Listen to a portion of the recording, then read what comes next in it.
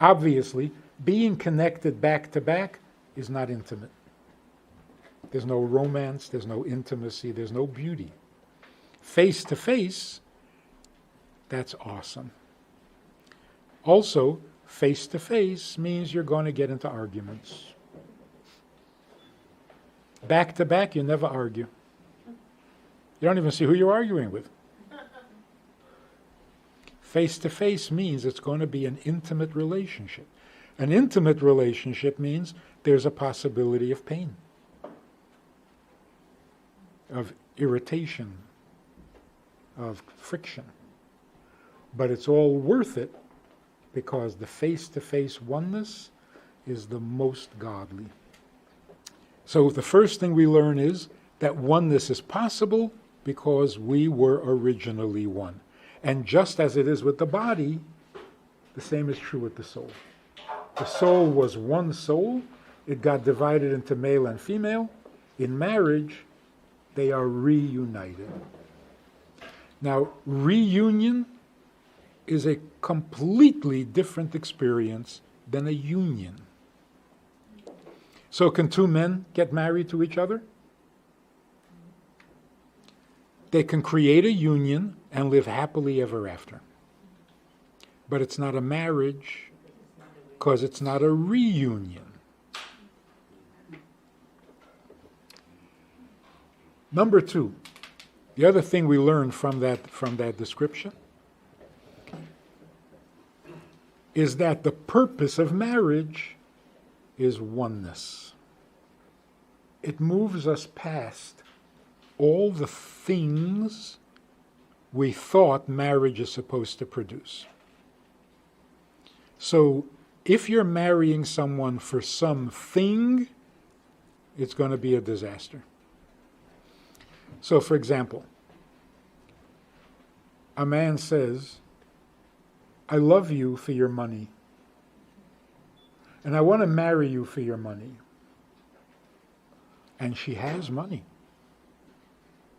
Anything wrong with that shidduch?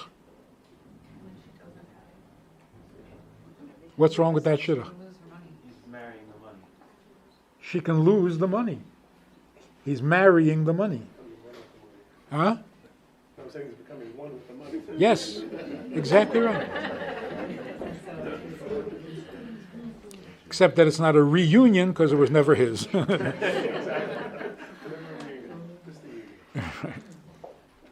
It's true, she could lose the money. And then, without the money, he was never married to her. So if the money goes away, same thing is true with any shared interest. We both love Pina Colada and Walks in the Rain. Remember that song? You love Pina Colada and, yeah, really? Me too. Let's get married. No, just drink Pina Colada and walk in the rain. Why are you getting married? So a common interest does not make you one with each other. It makes you one with the Pina Colada and the walks in the rain. So you both love money, good. So you're both married to the money, not to each other. So a man says, I love he actually said this to me, I love everything about my wife.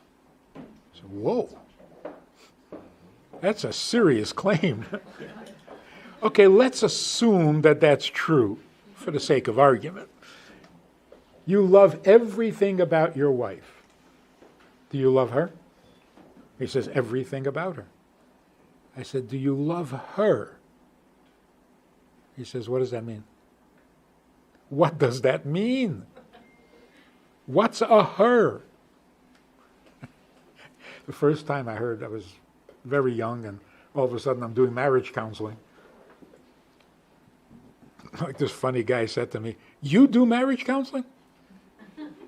I said, yeah. He said, how many times were you married? Once. What do you know? It's a good argument. Anyway, so this guy says, I'm getting divorced. I don't need this. So like a typical yeshiva bacher, I said, you don't need this? So divorce this. Why are you divorcing her? Because when he said this, he meant her. But he doesn't know her. He only knows the this. And he's had enough of this. He's going to try some of that. That is very sad. The saddest part of it is they each, in a moment of honesty, they each will admit that they feel alone in the world. The oneness of marriage is supposed to be the antidote to aloneness. We have a terrible plague in this generation. We are more communication today than ever. We travel more in the good old days. We travel more than in any other generation. We have thousands of people liking us online, and we are the loneliest generation in memory.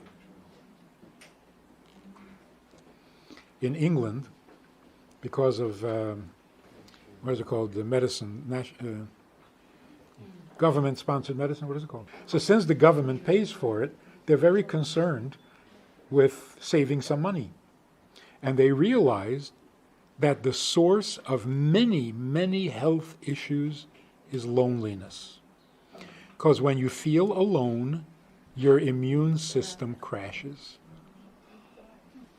So they opened a special department in the Ministry of Health to deal with the issue of loneliness. But when married couples feel alone, that's scary.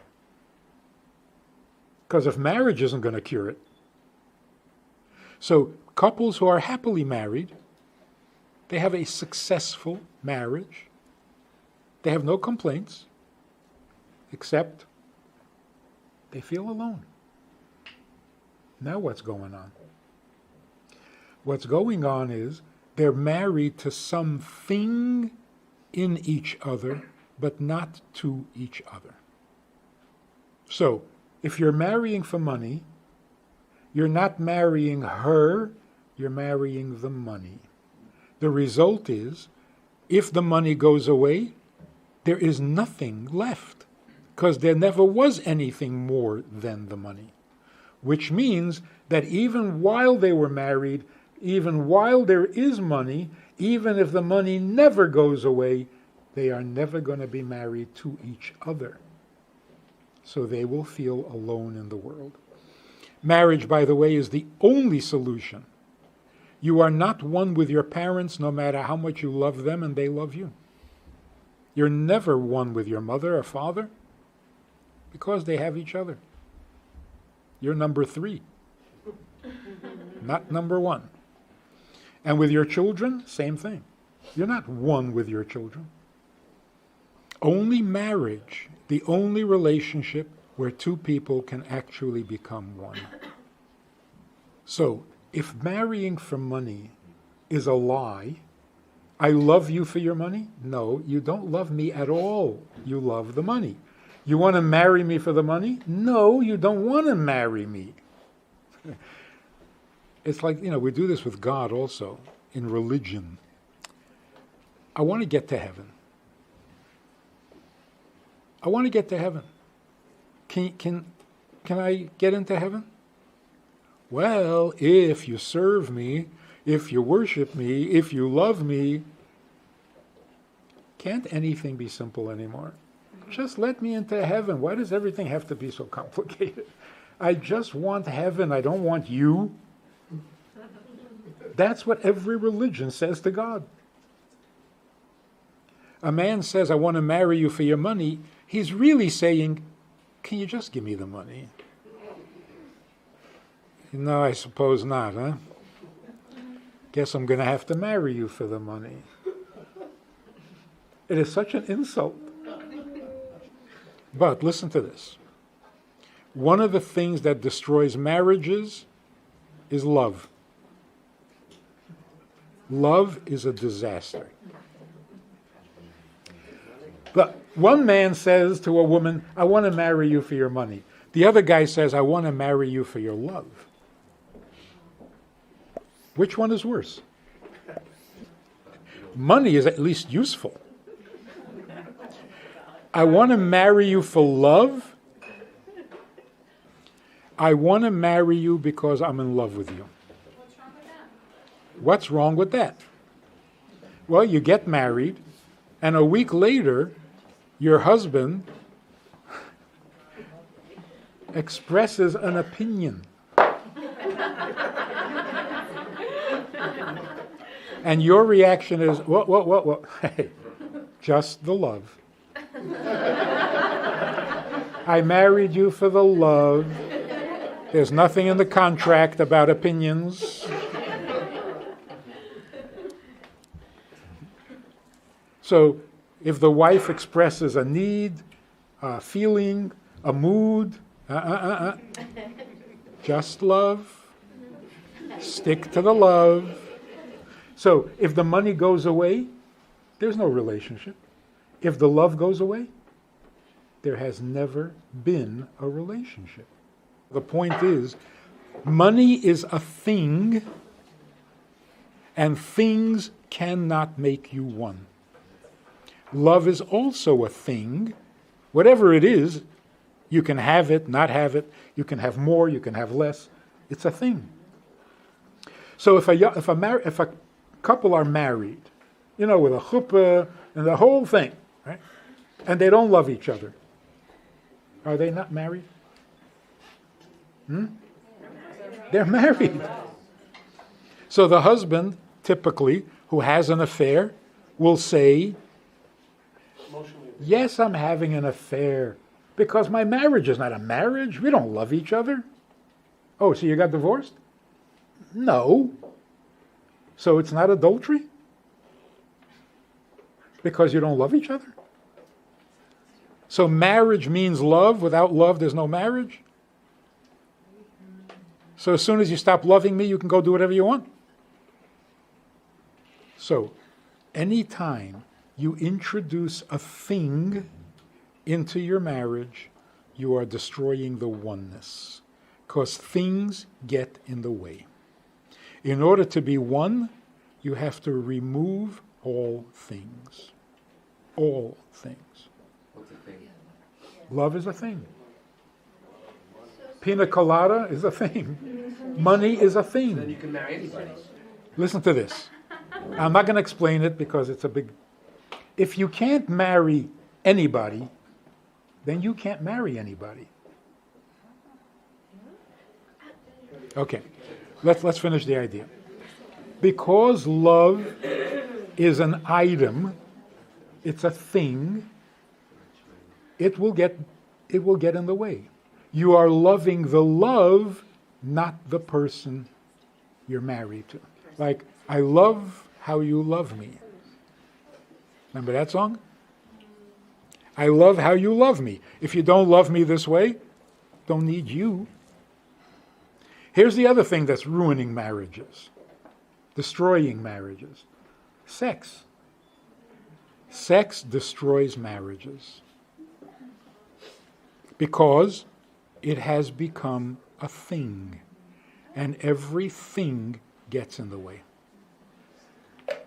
So, after a couple have been intimate, or what should have been intimate, he says, how was it? How was it? There was just me. Are you calling me an it? There was just you and me. Where's the it? You see what I'm saying? It's a thing. We just did something. That's not intimate. All things are objectifiers. It was a thing we did. So, first of all, who invited this thing into our relationship? And secondly, you need to ask, weren't you there? Where were you? I mean, this is serious. It's abusive. We're sharing the most intimate moment and you don't know what's happening? You have to ask how. Obviously, you were not there. You were in your universe, she was in her universe, and now you have to compare notes? Intimacy is basically lacking because it's been replaced by sex. Now, sex used to be the most intimate thing in the world, but that was before the 60s. In the 60s, everybody decided that it doesn't need to be so meaningful. Let's make it a little more recreational. Free love, meaning free of emotions, free of commitment, free of intimacy. Just casual.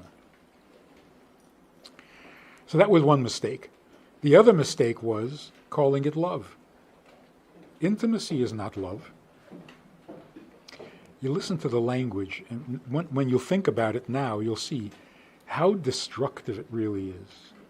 We're making love. That is so vulgar. You're being intimate. How does it improve things to call it love? Why can't you say we're being intimate? Intimacy is much more powerful than love.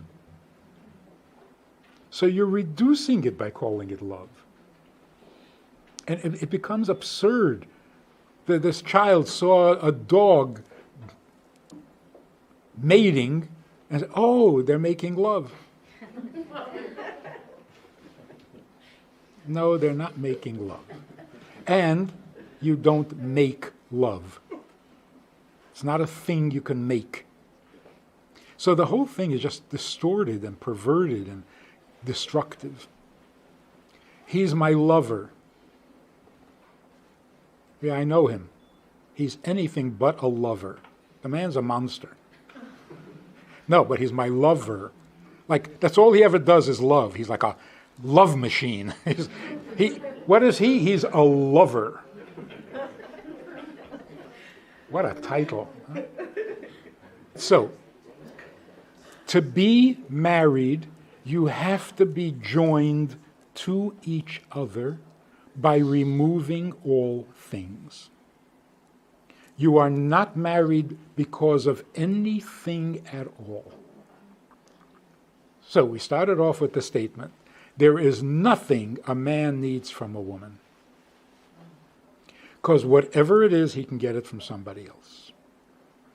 We used to think a man needs a woman for sex. No. Doesn't have to be a man and a woman. A man and a woman need each other to have a baby. No. We've solved that problem. You don't? So do we need each other for anything? The answer is no. It was never about anything.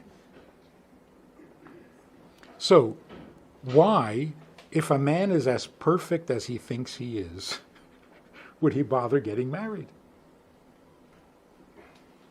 If he has everything, why would he get married? So here's the point. This is really very romantic.